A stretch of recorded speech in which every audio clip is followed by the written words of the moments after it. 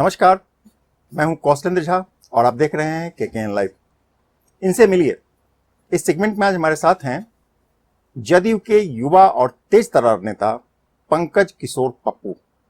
पंकज जी बिहार के मीनापुर विधानसभा क्षेत्र में राजनीति करते हैं, जदयू से जुड़े हैं और एनडीए के संयोजक भी हैं। युवा हैं और लोगों के लिए काम करते हैं, लोगों के दुख सुख में शामिल होते हैं, बहुत मेहनत करते हैं। आप जैसा कि देख रहे हैं स्क्रीन पर इस समय पंकज किशोर पप्पू हमारे साथ जुड़ चुके हैं। पंकज जी, आपका बहुत बहुत स्वागत है। सर आपका भी धन्यवाद। लगता है बहुत व्यस्त हैं आप। राजनीति, विधानसभा चुनाव आ गया है, आपकी व्यस्तता काफी बढ़ गई। स्वाभाविक है, जनता के बीच रहते हैं तो स्वाभाविक है कि जनता के काम के लिए तत्पर रहना। स्वाभाविक है कि व्यस्तता स्वाभाविक है। बहुत सारे काम है लोगों का, जो हम लोग तो समाज सेवा से जुड़े हैं, तो निश्चित रूप से अगर हम उनके किसी काम आ सके, ये मेरा सौभाग्य बनता है। हम कोशिश करते रहते हैं कि जो भी जनता की समस्या है उसको हम लोग पूरा करें। विधानसभा चुनाव का जिस तरीके से तैयारी शुरू हो चुका है प्रशासनिक हलके में, या चुनाव आयोग का जो संकेत अभी तक मिल रहा है, उसे लगता है कि चुनाव अपने समय पर हो जाएगा। तो आपको क्या लगता है कि आपके लिए कितना बढ़िया रहेगा? हाँ, जो संभावना दिख रहा है उसके हिसाब से तो लग रहा है कि चुनाव अपने नियत समय पर ही होगा। उसके लिए कुछ स्पेशल गाइडलाइन भी जारी किए गए हैं। अच्छा ही है, चूंकि हमारी सरकार ने इतना बेहतर काम किया है तो हमको तो जनता के बीच जाने से कोई दिक्कत नहीं है। हम तो काम के आधार पर जा रहे हैं। हमारे माननीय मुख्यमंत्री नीतीश कुमार जी के नेतृत्व में जितना हम 15 साल में काम किए हैं, तो हमारे पास तो मुद्दा ही मुद्दा है, काम ही काम है। तो इस काम के आधार पर जाएंगे और हम चाहते हैं कि नियत समय पर चुनाव हो जाए।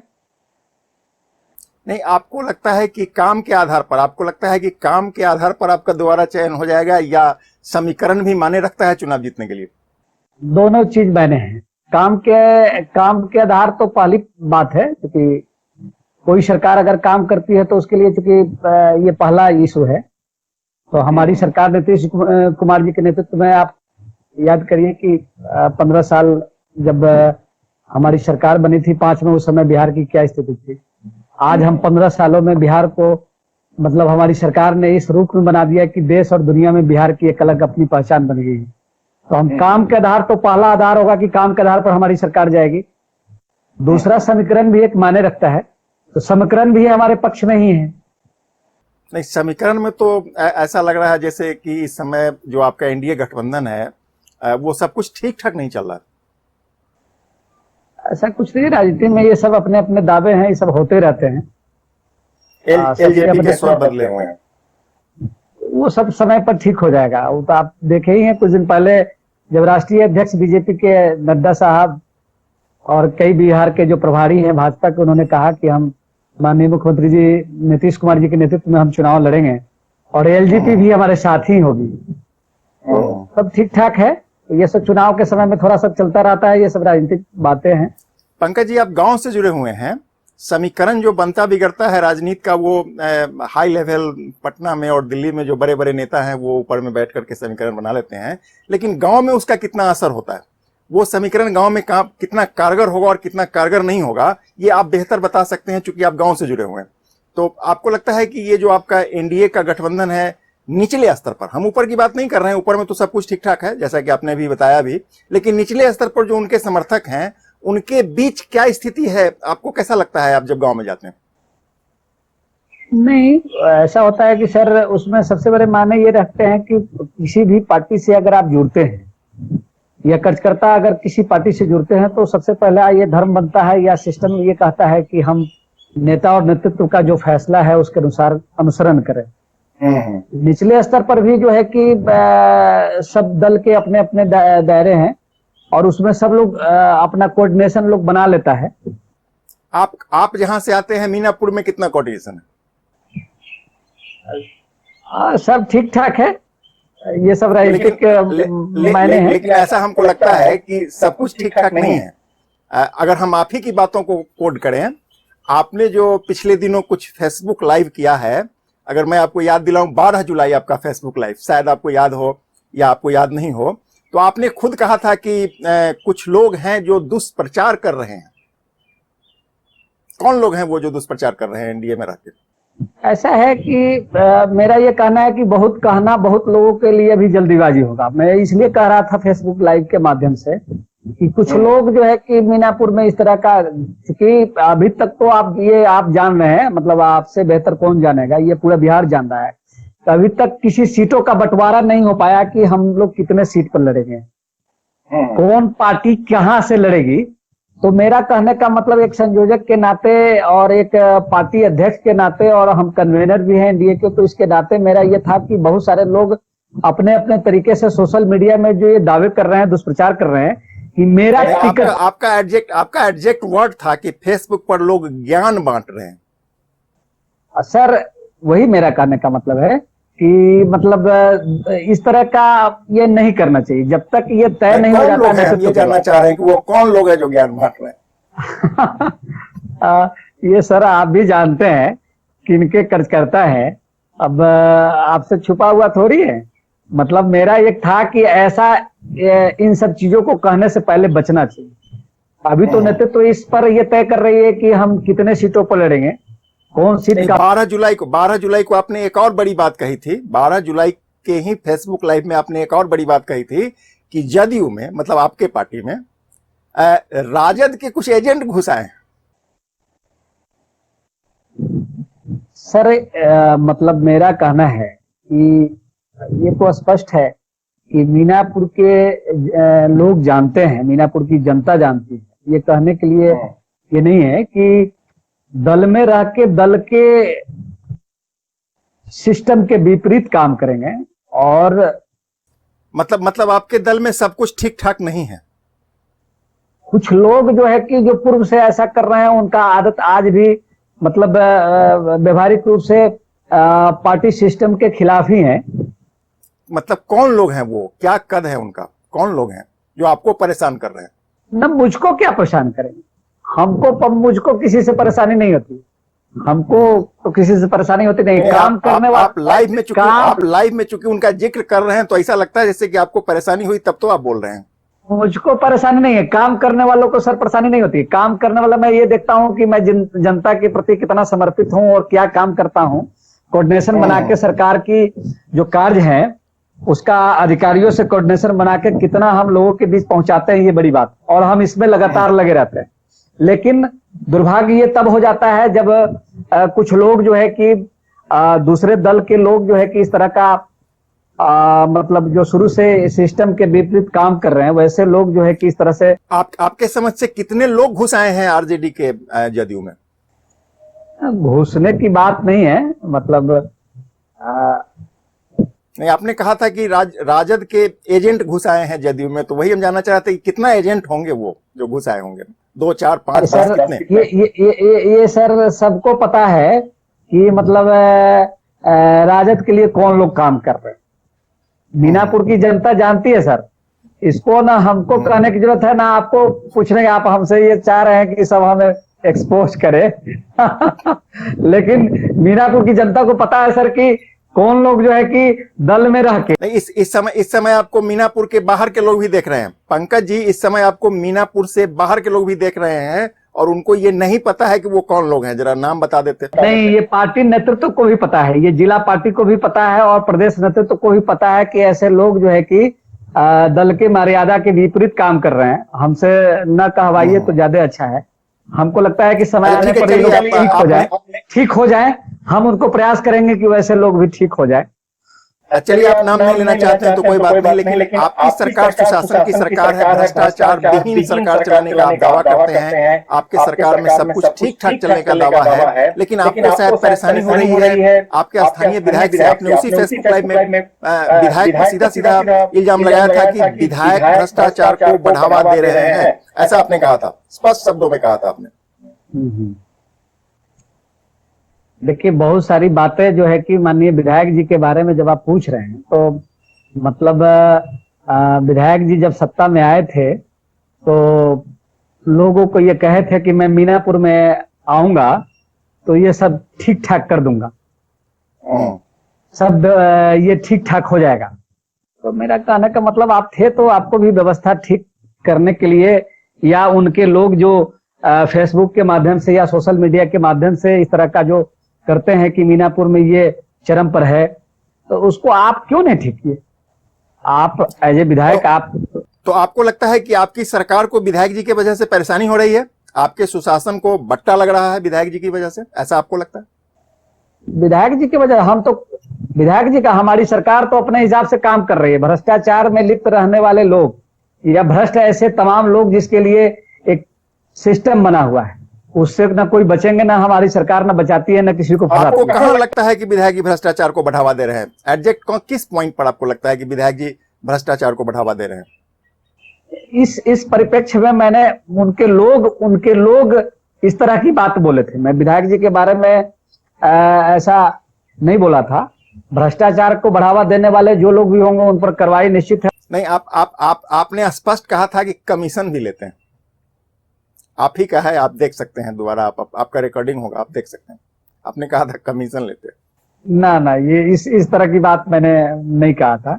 विधायक जी का कमीशन भी लेते हैं, मैंने इस तरह की बात मैंने नहीं। आपने यह भी कहा था कि आपको कुछ लोग दबाना चाहते हैं, वो 2-4 लोग हैं जिनसे आप दबने वाले नहीं। देखिए, राजनीति में जब आगे बढ़िएगा तो ऐसा समय आता है, काम के आधार पर, लोकप्रियता के आधार पर लोग चाहते हैं कि कई तरीके से आपको परेशान करें, लेकिन काम का एक बहुत मतलब होता है। बिल्कुल। मैं समझता हूं कि जितना मीनापुर में हम लोगों ने, मैंने जितना प्रयास किया आम जनता के लिए, सरकार की कोई योजना न होगी जिसको हम धरातल पर पहुंचाने के लिए न प्रयास किए हों। हम लगातार ब्लॉक स्तर के जितने भी पदाधिकारी हैं, जिला स्तर के जितने भी सक्षम पदाधिकारी हैं, चाहे जिला अधिकारी हो, चाहे जिनके स्तर का मामला हो, हम समझते हैं कि एक एक योजनाओं को सिस्टमैटिक तरीके से समाज के अंतिम व्यक्ति तक पहुंचे, हमारी सरकार का योजना धरातल पर पहुंचे, ये अपने स्तर पहुंचाने के लिए हम लगातार दिन रात लगे हुए रहते हैं। अभी बाढ़ का समय भी है, कोरोना के समय भी है, समय अभी हम लोग, अभी वो टला नहीं, अभी हम उससे जंग जारी है, अभी हम लोग उससे जंग लड़ रहे हैं। लेकिन उस समय भी जितना हम लोग को जितना करना, हम लोग पंकज जी बाढ़ पर, कोरोना पर आगे चर्चा करेंगे, लेकिन अभी आपके फेसबुक लाइव पर ही थोड़ी सी बात और कर लेते हैं। आपने 12 तारीख वाले पर तो बहुत सारी बातें कर दी। आपका एक फेसबुक लाइव मैंने और भी देखा था, आप 9 अगस्त को बोल रहे थे, और 9 अगस्त को आपने बड़ा बेबाक अंदाज में अपने ही एनडीए गठबंधन के बारे में अपने किसी नेता की तरफ इशारा करते हुए कहा था कि उनको ज्यादा फील गुड महसूस हो रहा है, फील गुड कर रहे हैं। कौन है वो फील गुड वाले? नहीं, ये कहना मेरा ये है, ऐसे लोग वाकई में फील गुड जो करते हैं, वो ऐसे लोगों को फील गुड से बचना चाहिए। ये समय है और मीनापुर का जो धरती है। लेकिन आप बार बार ऐसे वैसे कर रहे हैं, बता नहीं रहे हैं कि वो हैं कौन, ये फील गुड वाले कौन हैं? आपने आगे इसी में कहा था कि गठबंधन धर्म पर भी वो सवाल उठाते हैं, फील गुड करते हैं, चले जाएंगे। कौन है वो? ये आपको भी पता है कि वैसे लोग कौन हैं। फील गुड करने वाले लोगों को मैंने इतना जरूर समझाया था। मेरा फेसबुक लाइव आने के माध्यम से मेरा एक संदेश होता है कि सिस्टम के विपरीत नहीं जाना चाहिए किसी को, और गठबंधन धर्म है तो पालन जरूर उसका करिए। अब जो है कि ये मीनापुर का जो बनावट है सर, इसमें सभी धर्मों का सम्मान है। अब कुछ लोग जो है कि चाहते हैं कि जय श्री राम कह के मैं चुनाव जीत लूं, मीनापुर में नहीं होना। आपका इशारा ये संभव नहीं है। ये अगर कोई कहते हैं कि जय श्री राम का नारा देके मैं चुनाव जीत लूंगा, ये संभव नहीं है। बीजेपी जो हमारी सरकार और नीतीश कुमार जी के नेतृत्व में सभी धर्मों का सम्मान करना ही होगा। देश की बनावट, राज्य की बनावट, और माननीय मुख्यमंत्री जी के बनने के बाद उसने कहा कि मैं करप्शन, कम्युनिज्म, इस तरह का जो मामले है उससे मैं समझौता नहीं करूंगा। तो मतलब कि समझौता हम नहीं करेंगे। हमारे राज्य में या हमारे विधानसभा क्षेत्र के अंतर्गत हम सबकी सम्मान करते हैं, हम सबके लिए काम करेंगे, सबके हित के लिए काम करेंगे। कुछ लोग जो स्पेसिफिक तरीके से जो है कि इस तरीके से एक खास वर्ग को टारगेट करके इस तरह का जो ये करते हैं, तो एक नेता को उन सब चीजों से ऊपर रहना चाहिए। टिकट को लेकर के भी कुछ विवाद खड़ा हो जाता है आप लोगों के बीच में। देखिए वही टिकट फील गुड वाले, आपने जो फेसबुक लाइव पर कहा वही फील गुड वाले, जैसा कि आप बोल रहे हैं। टिकट टिकट देना को लेकर के भी ये अफवाह सब फैला देते हैं। माननीय राष्ट्रीय टिकट को लेकर आप अफवाह फैला देते हैं, ऐसा आपका कहना था। ये तो अफवाह, ये तो मीनापुर में ऐसे कई लोग हैं जो अपने आप को कहते हैं कि मेरा तो पक्का हो गया, तो अभी अच्छा। तो किन्हीं का पक्का नहीं है। सब लोग प्रयास कर रहे हैं, उस प्रयास में सब लोग जो अपने तरीके से सक्षम है, लेकिन इस तरीके से दुष्प्रचार करना कि मैं ही हूं और मेरे अलावा कुछ नहीं है, ये कहना जल्दीबाजी है उन लोगों को।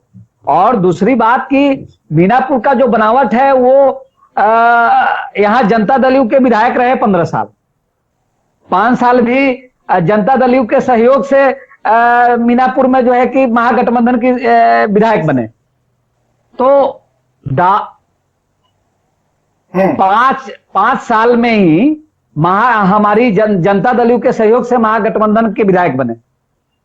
तो दावा तो टिकट का मामला जो बनेगा उसमें तो राष्ट्रीय नेतृत्व को तय करना है, लेकिन हमको एक चीज बताइए पंकज जी कि आपके गठबंधन में, एनडीए गठबंधन में फील गुड का प्रॉब्लम हो रहा है, टिकट को लेके प्रॉब्लम हो रहा है, अफवाह लोग फैला रहे हैं, आप ही कह रहे हैं कि आपके अंदर एजेंट घुस गए हुए हैं, इतनी सारी बात आपने ही कहा, और अब आप ही कह रहे हैं कि कोई प्रॉब्लम नहीं है, सब कुछ ठीक ठाक है। इतना सबके बाद भी दोनों बात आप ही कह रहे हैं। मतलब ये उम्मीद जता रहे हैं कि अंत समय तक अभी जो है कि जोर लगाने का समय है, तो सबके दावे अपने अपने तरीके से हो रहे हैं।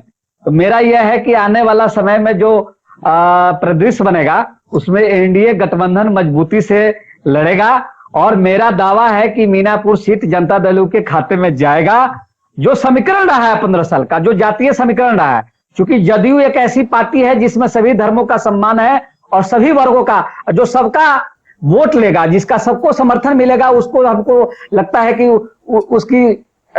उसके लिए ज्यादा जीतना आसान हो जाएगा। मतलब मीनापुर में जो आप आश्वस्त हैं कि जदयू को ही जाएगा ये गठबंधन, मीनापुर में जदयू को जाएगा।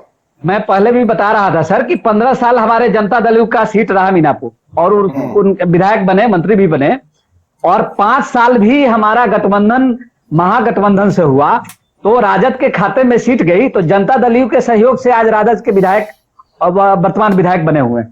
तो दावा तो निश्चित रूप से, और बीजेपी को सीट मिली तो करारी हार हुई बीजेपी की, लगभग 24,000 से अधिक मतों से हार हुई, तो ये बड़ी हार है। इस पर भी अगर बीजेपी को गया टिकट तो हार हो जाएगी। आपको ऐसा लगता है कि इस बार भी आप नहीं जीतेंगे? मेरा कहना है कि वो पार्टी, लेकिन दावा मुझको लगता है कि बीजेपी से जदयू को अगर सीट मिलेगा तो हम आसानी से जीतेंगे, और हमको लगता है कि मुजफ्फरपुर जिला में सबसे ज्यादा मत से जदयू यहां से परचम लहराएगा। लेकिन अगर आपका दावा ही सही है और अगर जदयू को ही ये सीट मिला, मीनापुर का सीट अगर जदयू को गया, तो कितने, बहुत सारे दावेदार हैं, आप भी दावेदार हैं क्या? निश्चित रूप से अगर पार्टी हम पर विश्वास जताएगी, काम मैंने जनता के बीच किया है और हम पार्टी के समर्पित कार्यकर्ता है। मैं 2004 से पार्टी के विभिन्न पदों पर हूं, जिला में भी मैं 4 बार प्रवक्ता रहा, पार्टी के विभिन्न पदों पर रहा। मीनापुर में आज तीसरी बार मैं अध्यक्ष बना, 2 बार ये और 1 बार 2012 में मैं बना था। तो कार्यकर्ता का तो मांग जायज है। मैं अपने हिसाब से उम्मीद करता हूं कि पार्टी अगर मुझको देती है तो मुझको लगता है कि हम उस उम्मीद पर खरा उतरेंगे। और दूसरी बात, और अगर आपको नहीं मिला, किसी दूसरे को मिल गया तो? मीनापुर कुशवाहा जाति के लिए एक बहुल क्षेत्र है, तो ये दावेदारी भी मेरा एक है कि कुशवाहा जाति के लोग यहाँ जीतते रहे हैं, तो ये सीट ज्यादा आसान रहेगा जीतने के लिए। तो हम भी उसी जाति से, कुशवाहा में ही आपको नहीं मिलके किसी और को मिल गया तो अब नेतृत्व का जो फैसला होगा वो मुझको स्वीकार होगा। हम भी उस लिस्ट में हैं, काम हम ज्यादा किए, इसलिए अतिरिक्त किसी को मिल गया तब क्या कुशवाहा समाज बगावत कर देगी?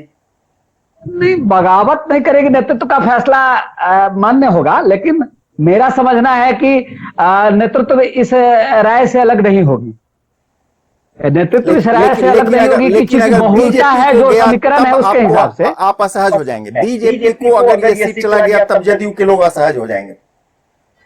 देखिए, अंतिम फैसला पार्टी नेतृत्व का होगा। अगर उनके खाते में जाएगा तो मुझको कोई आपत्ति नहीं है, हम निश्चित रूप से हम उनके साथ होंगे और गठबंधन धर्म का जो सिस्टम है हम उनके साथ रहेंगे और करेंगे। लेकिन दावा और मांग मेरा होगा कि ये सीट जदयू का हो और सीट आसानी से निकल सकता है। अल्पसंख्यकों का मदद भी हमको मिलेगा जो बीजेपी को नहीं मिलेगा। हमारे साथ परसेंटेज ऑफ वोट अल्पसंख्यकों का मिलेगा, महादलितों का समर्थन मिलेगा। हम सभी वर्गों का समर्थन लेने में जनता दल यूनाइटेड ज्यादा सक्षम है।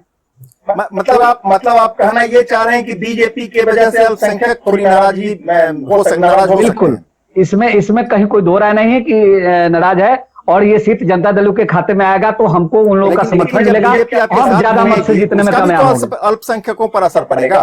बीजेपी के लोग, अगर आपको टिकट मिल जाए और बीजेपी के लोग आपके साथ घूमेंगे तो क्या अल्पसंख्यक इससे नाराज नहीं होंगे? नहीं, इसका असर डायरेक्ट नहीं होगा। हमको लगता है कि अल्पसंख्यकों में इस तरह की बात नहीं होगी, क्योंकि गठबंधन में है। लेकिन हमारे प्रति सॉफ्ट कॉर्नर रहेगा, हमारे सरकार के प्रति, नीतीश जी के प्रति, क्योंकि हमारी सरकार में अल्पसंख्यकों के हित में बहुत सारे काम जी, आप युवा हैं, तेज तर्रार हैं, लोगों के बीच रहते हैं, लोगों का काम भी करते हैं, लेकिन पता नहीं आपको ये मालूम है कि नहीं कि आपके जो विरोधी लोग हैं, आपका जो विरोध करते हैं, वो आपके बारे में एक प्रचार कर रहे हैं कि आप बहुत जल्दी गुस्से में आ जाते हैं और अपने विरोध करने वाले को धमकाने लगते हैं। कई बार फेसबुक लाइव पर भी आपका ये टोन देखा गया है। इस तरह का कोई मामला नहीं, मैं समझाता हूँ, धमकाना कहाँ है? आप बताइए कि मेरे जैसा व्यक्तित्व का लोग धमकाता है कहीं क्या? को भी धमका देते हैं, मेरे विचार और नेचर के बारे में परिचित हैं सर। अधिकारी को भी धमका देते हैं, नेता को धमकाना तो अधिकारी को भी धमका देते हैं ना। अधिकारी को तो मैं कहता हूं कि भाई काम करिए, सिस्टम के विपरीत रहिएगा। सरकार के कामों को अगर सिस्टम को अगर आप उनके कामों को अगर आप ढंग से नहीं करिएगा, सरकार का जो गाइडलाइन है या सरकार का जो ड्रीम प्रोजेक्ट है उसको विफल करने में जो लोग लगेंगे, उसको तो मैं बोलता हूं कि भाई जो लोग गलत करेंगे वो उन पर कार्रवाई होगी, और इसके लिए हम उनके खिलाफ हम रिपोर्ट करेंगे। ये मैं बात बोलता रहता हूं।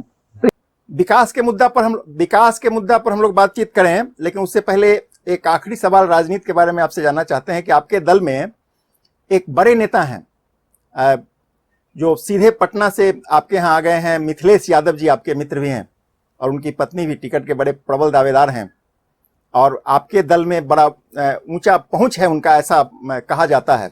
आपको क्या लगता है कि उनसे आपका जो मुख्य धारा है, जदयू का जो मुख्य धारा है, उसको परेशानी होगा? उससे क्या परेशानी होगा? मतलब कहने का क्या मतलब कि मिथिलेश जी से अगर उनको मिल गया तो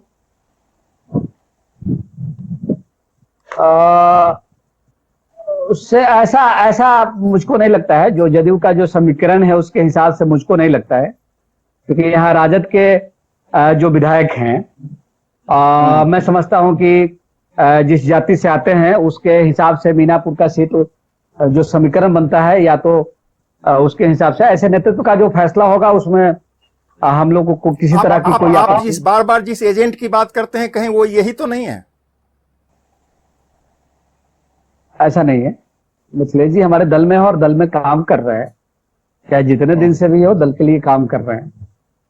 दूसरे लोग हैं जो राजद के लिए काम करते हैं, वैसे लोग भी को मीनापुर के लोग जानते हैं कि लेकिन आप उनका नाम नहीं लेना चाहते हैं, लगता है वो उनकी पहुंच कुछ ज्यादा है क्या?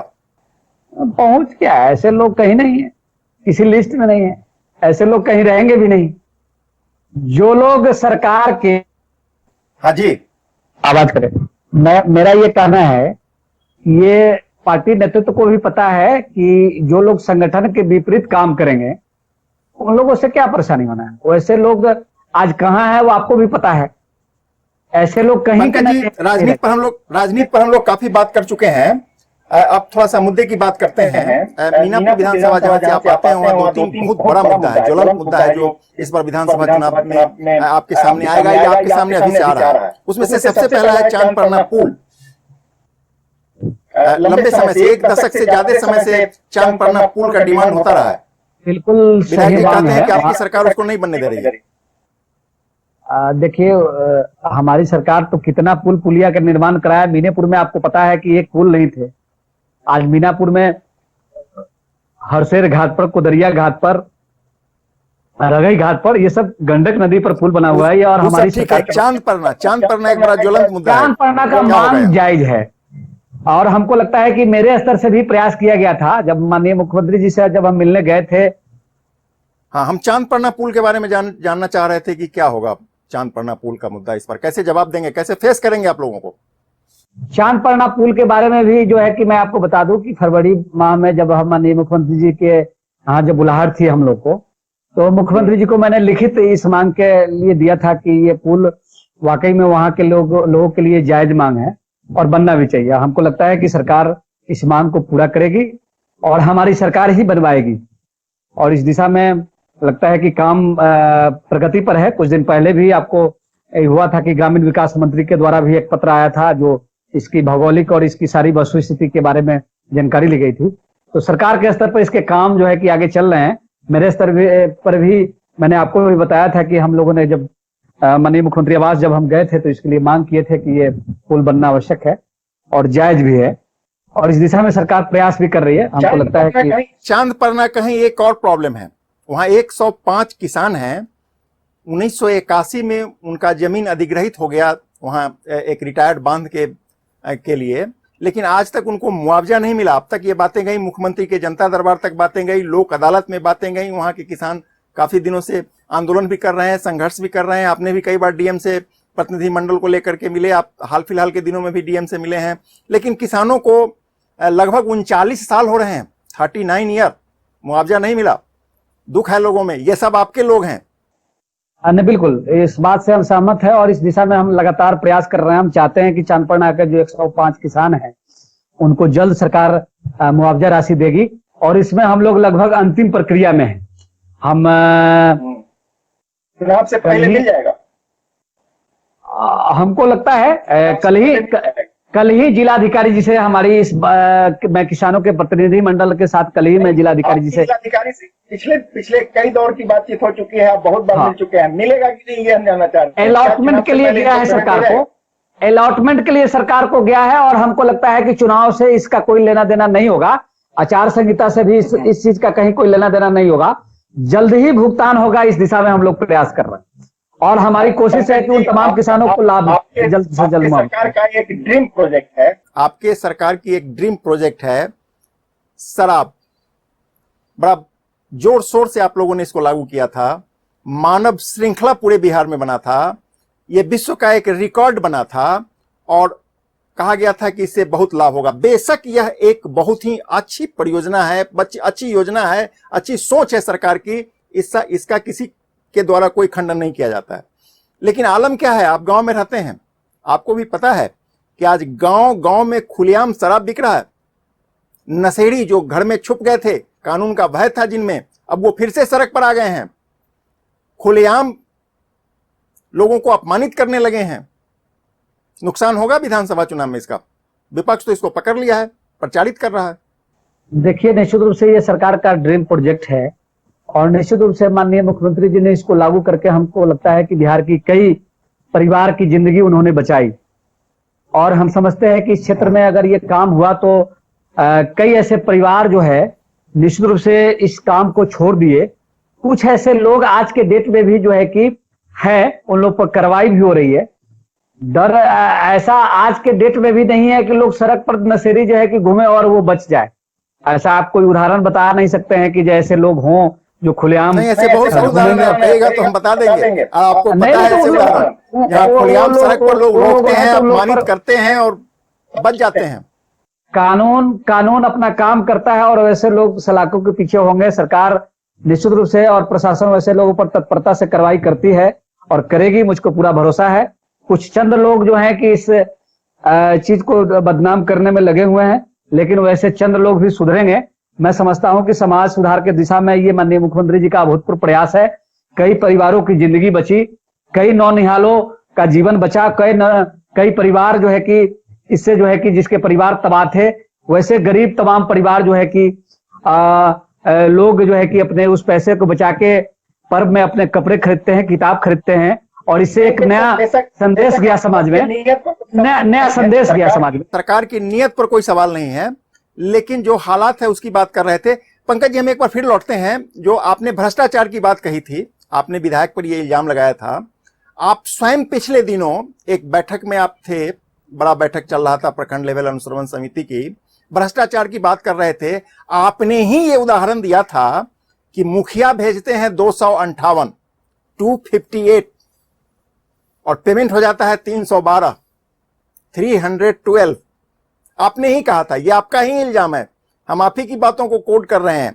ये भ्रष्टाचार का इससे बड़ा नमूना और क्या हो सकता है?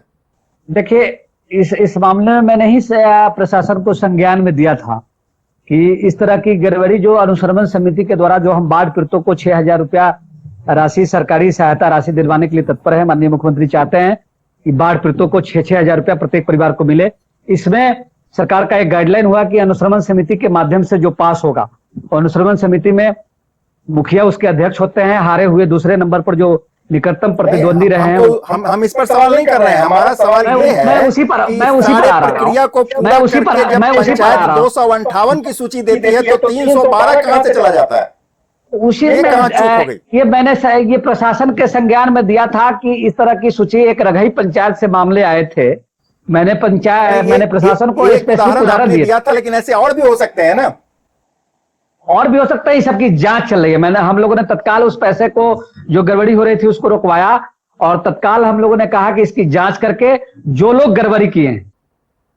नहीं, जांच तो सभी दौर में चलते रहा है। आप जिस भ्रष्टाचार की बात करते हैं, आपने ही उसी बैठक में कहा था कि जो मुफ्त का दाल मिला वो लोगों तक नहीं पहुंच पाया, आपने ही कहा था। अब इसकी भी जांच करवाएंगे आप? उन लोगों पर कार्रवाई हो रही है। अभी 3 डीलर, उनके लाइसेंस रद्द हो रहे हैं।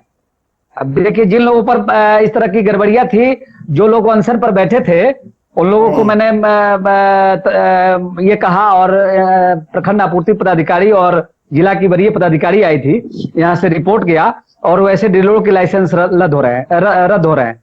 जो लोग सरकार के सिस्टम को, अब मिशन को फ्लॉप करेंगे, उन पर कार्रवाई निश्चित होगी। आपके बिहार में ही मखाना, जो दरभंगा में पाया जाता है मखाना, उसको राष्ट्रीय पहचान आपकी सरकार ने दिया है।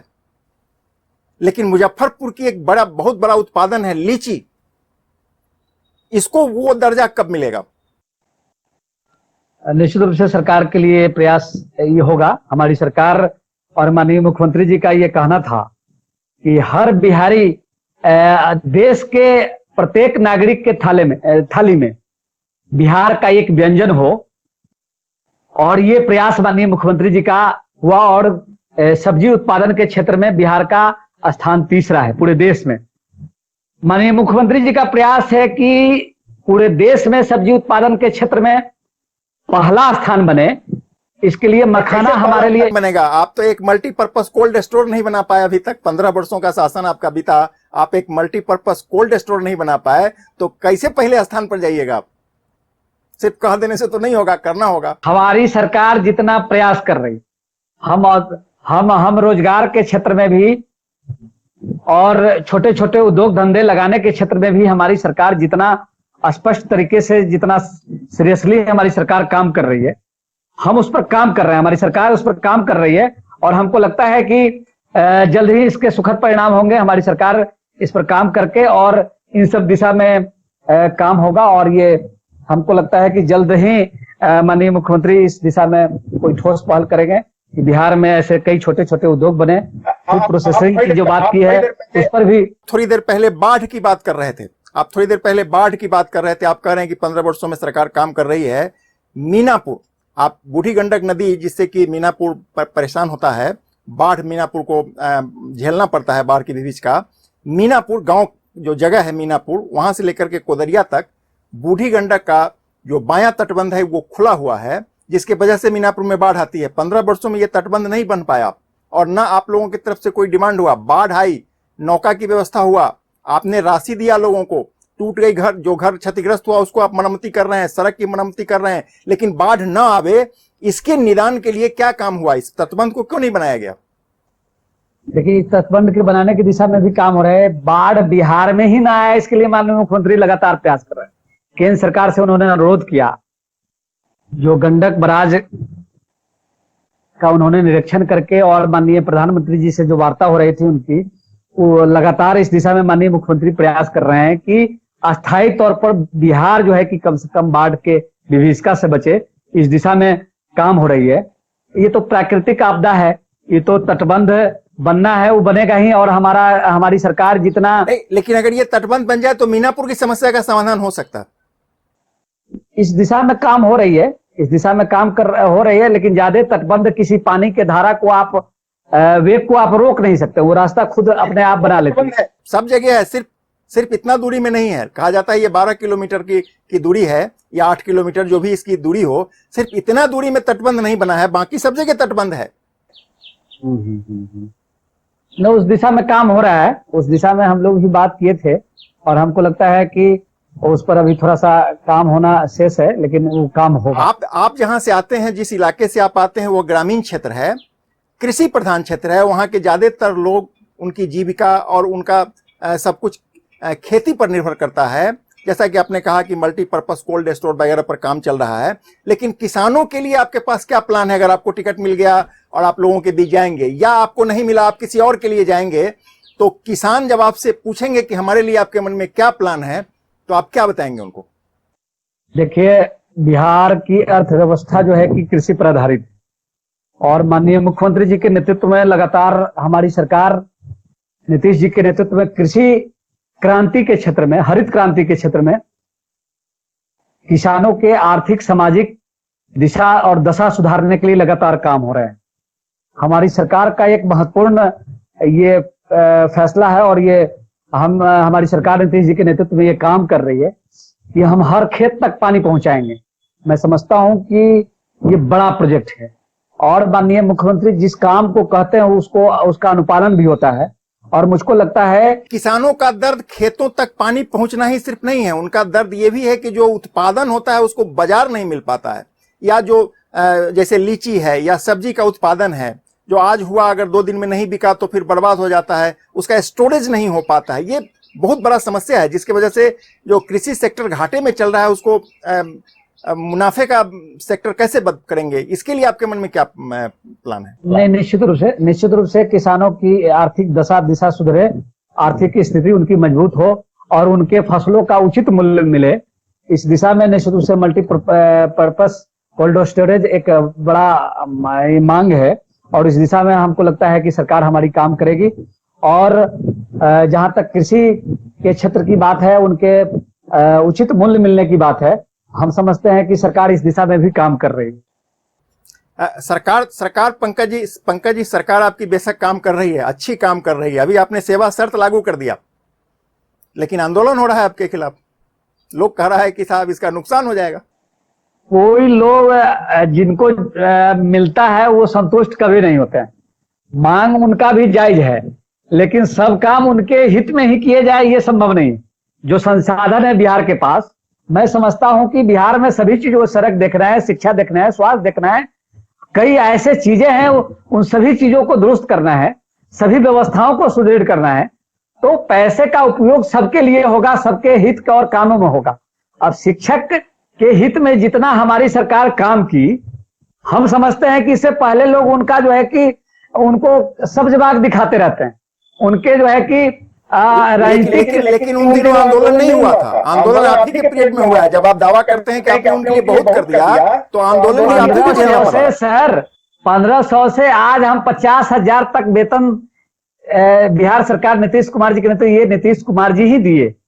ये बड़ी बात है। सोचिए कि 1500, लेकिन कई शिक्षक संघ तो कह रहा है कि इस बार आपको हटा देंगे, गद्दी से उतार देंगे, इसके लिए वो अभियान चला रहे हैं। अच्छा, तो बहुत उनका मांग अपने तरीके से, हम तो उनको अनुकंपा पर नौकरी देने की बात कहे सरकार हमारी कर रही है।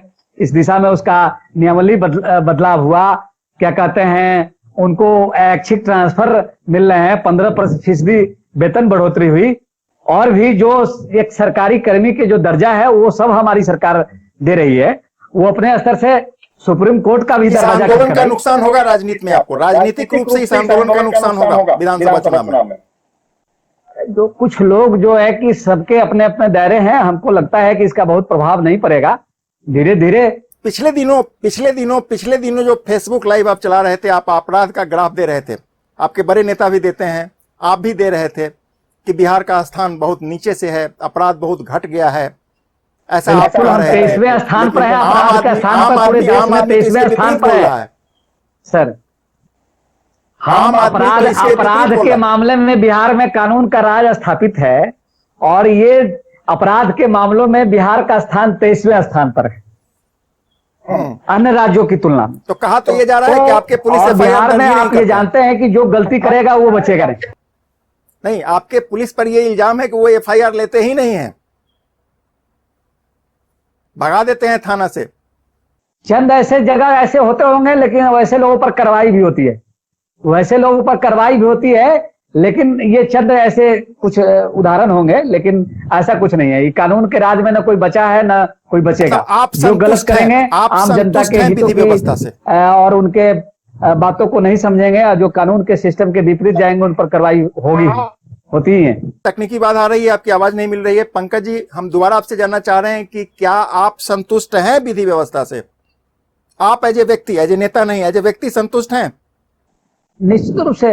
आप 15 साल पहले का बिहार का उदाहरण ले लीजिए ना, जब 5 नवंबर के पहले का जो कानून अब का 15 राज साल था, छोड़िए ना, पिछले 5। हत्या, अब लूट, पंकज जी, अपहरण, नरसंहार, आप कब तक 15 साल जातीय जाइएगा? उन्माद। आपका कार्यकाल, आज आपका आज पिछला आज कार्यकाल जो आज था, हमारे सरकार में कोई भी पंकज जी, गलती करेगा वो बचेगा नहीं। पंकज जी, हमारी बात सुनिए। आप अब पिछले 15 साल को छोड़िए, आपका ही जो पिछला कार्यकाल था, आप ही के सरकार की, आप ही के मुख्यमंत्री नीतीश जी हुआ करते थे पिछले 5 साल में, और तब जो व्यवस्था थी, क्या वो आज है? आपको ऐसा लगता है? देखिए, मेरे कहने का मतलब ये, निश्चित रूप से 2005 में जब हमारी सरकार बनी, जब पहली बार हम लोग आए सत्ता में, निश्चित रूप से उस समय का जो है कि एक रूप थोड़ा सा ये था। अभी कुछ थोड़ी सी दिक्कत है, लेकिन ऐसा नहीं कि जो गड़बड़ी कर रहे हैं वो बच रहे हैं। कानून का राज आज के डेट तो में भी थोड़ी सी है। दिक्कत आप मान रहे हो, क्यों है? किस कारण से है? कहां चूक हो गया आपसे? उसके लिए थोड़े संसाधन की थोड़ी सी कमी है। मतलब आज के डेट में जो काम हो रहे हैं, हमारे पास उतने हैंड्स की कमी है, हैंड्स की कमी है, जिसके कारण थोड़ी सी दिक्कत है। लेकिन हमको लगता है कि सरकार इस दिशा में भी काम कर रही है, और जो लोग गड़बड़ी कर रहे हैं, जो या गड़बड़ी करने वाले लोग हैं, वैसे वो लोग कितने पहुंच वाले क्यों ना व्यक्ति हों, उन पर कार्रवाई हो ही रही है। अभी कानून कोरोना के का राज काल में चल रहा किसी है, के साथ पंकज जी। अन्याय नहीं हो रहा है, पंकज जी, अन्याय नहीं हो रहा कोरोना है। का काल हम चल रहा है अभी, कानून और सिस्टम के कोरोना साथ को काम लेकर कर के रहे हैं, और आपकी सरकार सरकार हमारी बहुत कर सारा रही है, काम भी कर रही और है। कानून के साथ खिलवाड़ करने वाले पंकज लोग जी, बचेंगे नहीं। पंकज जी, अभी कोरोना का संकट चल रहा है, आपकी सरकार बहुत सारा काम भी कर रही है कोरोना को लेकर के। आपको क्या लगता है कि कोरोना के इस समय चुनाव कराना ठीक रहेगा? बिहार पर किसी तरह का खतरा नहीं मंडराएगा? देखिए, ये तो काम चुनाव आयोग का है, सरकार के दिशा निर्देश के विपरीत है। सरकार ऐसा थोड़ी कर रही है कि सरकार कह रही है कि चुनाव कराएगी। मुख्य चुनाव आयोग का काम है, इसके लिए एक अलग सिस्टम है। चुनाव आयोग अगर चाहेंगे कि चुनाव हो, तो उसमें सरकार को तो आपत्ति नहीं है। इसमें सरकार तो हमारी कह नहीं रही है कि हम चुनाव में कोरोना जाएंगे। से जो बचाव चुनाव के आयोग का लिए, फैसला होगा। कोरोना का पेशेंट जब आना शुरू हुआ था, कोरोना का जो संभावित खतरा जब बिहार पर मंडराया था, आपने बेशक बहुत अच्छा काम किया, लेकिन विपक्ष ने आप पर बहुत सारे इल्जाम भी लगाए। आपको नहीं लगता कि इन सब चीजों का खामियाजा आपको चुनाव में भुगत जाना पड़ेगा, क्योंकि चुनाव तुरंत हो गया? तो देखिए, विपक्ष जो आरोप है, उनके पास कोई मुद्दा नहीं है। काम जब करिएगा तो गलती थोड़ी बहुत होती रहती है, लेकिन जितनी तत्परता से माननीय मुख्यमंत्री जी ने कोरोना संकट जैसे समय में भी आपको लगता है कि प्रदेश के कोरोना बाहर के और लोग बाढ़ आए, के बाद हालात इतने अच्छे हैं कि आपके लिए सब कुछ ठीक है?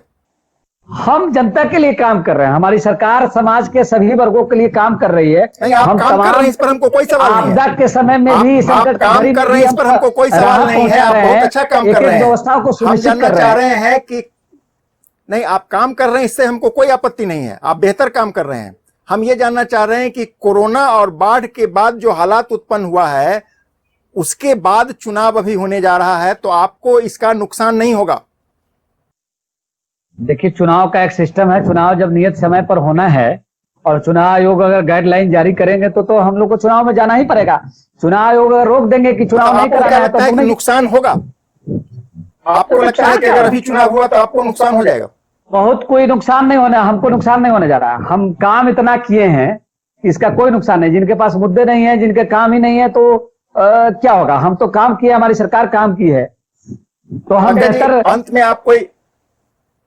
पंकज जी, अंत में आप कोई संदेश देना चाहेंगे? संदेश ये देना चाहेंगे कि ये समय काफी कठिन समय चल रहा है, कोरोना से हम लोग लड़ रहे हैं और इसमें निश्चित रूप से ये पूरा मानव जाति के लिए समय बड़ा कष्टमय समय है और निश्चित रूप से हम लोग को सजग और सतर्क रहना है। मैं समझ रहा हूं कि एक उदाहरण मैं ये दिलाना चाहता हूं कि जिस समय एक केस भी नहीं था, ये एक केस आया, उस समय इतनी सजग और लोग घर में कैद थे। आज मुजफ्फरपुर की बात मैं बता रहा हूं कि 5000 से अधिक कोरोना के मरीज हैं और इतने कई जाने, कई हस्तियों, कई बड़े बड़े लोग की इसमें जान चली गई। तो मेरा लोगों से अपील होगा कि ये समय लापरवाही का नहीं है, बहुत सजग और सतर्क रहने का है।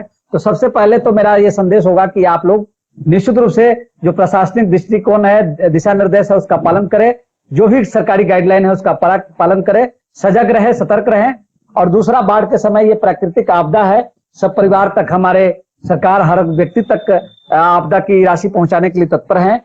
और इस समय जो है कि जो भी समय होगा उस समय को झेलते हुए आप लोग मतलब रहें। इस संकट की घड़ी में हमारी सरकार आपके साथ है और मैं उम्मीद करूंगा कि आप लोग इन सबके ऊपर उठकर जितनी तत्परता से हम लोगों ने, हमारी सरकार ने जितनी बेहतर तरीके से इस आपदा की घड़ी में हम हर पीड़ित व्यक्ति तक, हर लोगों तक काम करने के लिए प्रयास किए, उसमें जो है कि मुझको लगता है कि इससे बेहतर कोई काम नहीं किया जा सकता है। नीतीश कुमार जी के नेतृत्व में जितना बेहतर तरीके से आपको काम हुआ, बहुत बहुत धन्यवाद कभी किसी पहले किसी सरकार ने नहीं किया। बहुत ही अच्छे ढंग से, बड़ा ही बेबाक अंदाज में सारे सवालों का जवाब दिया।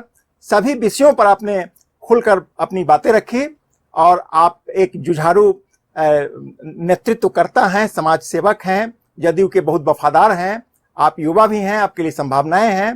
थैंक यू पंकज जी, हमारे साथ बातचीत करने के लिए। Thank you. जी, आपको भी धन्यवाद, प्रणाम।